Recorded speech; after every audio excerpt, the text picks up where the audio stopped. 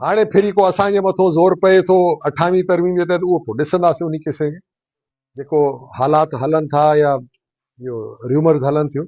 27th जेकी amendment हुई उहा टारगेटेड ॿिनि शयुनि ते,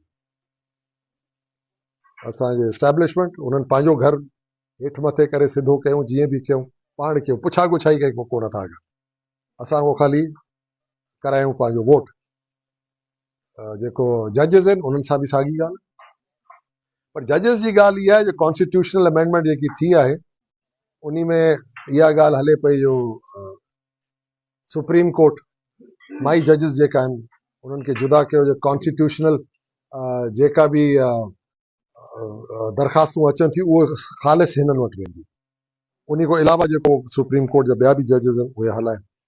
90% फॾो ई कॉन्स्टिट्यूशन जो आहे न, जेको प्रॉब्लम्स अचनि था उहे कॉन्स्टिट्यूशनली अचनि था मथे, उहो हुननि वटि वेंदियूं। ज़ाहिर आहे उन में हिकिड़ो प्रॉब्लम असां ॾिसूं था, उहो इहा सिधी ॻाल्हि आहे, जंहिं तरीक़े सां उहे जजिस खे रखियो वञे थो या हटाए वञे थो, उन में थोरो मसइलो आहे। असल ॻाल्हि इहा, उहा उन्हनि जे हथ में न आहे।